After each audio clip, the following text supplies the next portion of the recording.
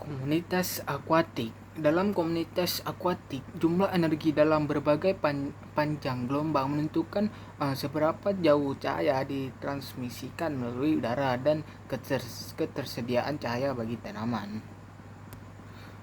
Komunitas akuatik adalah habitat perairan utama di dunia. Seperti bioma darat, komunitas perairan juga dapat dibagi lagi berdasarkan karakteristik umum. Dua sebutan umum adalah komunitas air tawar dan laut. Yang pertama, komunitas air tawar. Sungai dan aliran adalah badan air yang terus bergerak dalam suatu arah. Keduanya merupakan komunitas yang berubah dengan cepat, seperti sungai dan aliran sungai biasanya berbeda secara signifikan dari titik di mana sungai atau aliran sungai tersebut bermuara.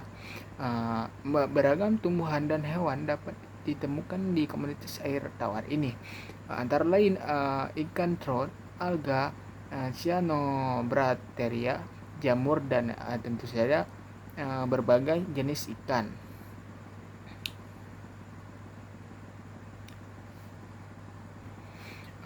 Kemudian muara adalah tempat pertemuan air tawar atau sungai dengan laut.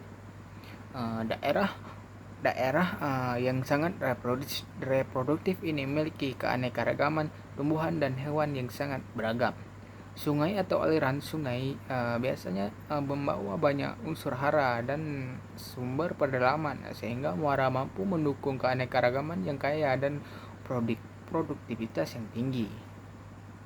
Kemudian danau dan kolam adalah penampungan udara banyak aliran sungai, dan sungai berakhir di danau atau kolam. Fitoplankton biasanya terdapat di lapisan atas, karena cahaya diserap hanya sampai ke dalam tertentu. Fotosintesis hanya terjadi di lapisan atas. Danau dan kolam mendukung berbagai kehidupan tumbuhan dan hewan, termasuk ikan kecil, udang air asin, serangga udara, dan berbagai spesies tumbuhan. Yang kedua, komunitas kelautan. Lautan menutupi sekitar 70% permukaan bumi. Kemudian laut untuk dibagi menjadi beberapa jenis, tetapi dapat diklasifikasikan berdasarkan tingkat penetrasi cahaya. Klasifikasi paling sederhana terjadi dari dua zona berbeda, yaitu zona fotik dan afotik. Zona afotik adalah zona cahaya atau area mulai dari permukaan udara hingga kedalaman intensitas cahaya hanya sekitar 1% dari intensitas cahaya di permukaan. Kemudian zona afotik adalah wilayah yang menerima sedikit atau tidak adanya sinar matahari sama sekali. Organisme yang hidup di zona afotik seringkali bersifat bioluminescent atau ekstremofil, dengan mahir hidup di lingkungan ekstrim seperti komunitas lainnya. Beragam organisme hidup di laut. Beberapa di antaranya adalah jamur, spon, bintang laut, anemon laut, ikan kepiting, ganggang hijau, mamalia laut, dan rumput laut raksasa. Jika kita ketahui aliran sebuah sungai yang airnya bersumber dari mata air di pegunungan, maka kita akan menemukan berbagai macam komunitas yang berbeda yang dilalui oleh sungai tersebut. Hingga tiba di daerah pesisir laut, beberapa komunitas dilalui oleh air sungai tersebut diantaranya adalah hutan pegunungan, daerah daratan rendah, mangrove, padang lumut, dan terumbu karang. Akan ekosistem dari sekumpulan komunitas tersebut menciptakan suatu keterkaitan ekosistem yang utuh dan saling berhubungan antara satu dengan yang lain.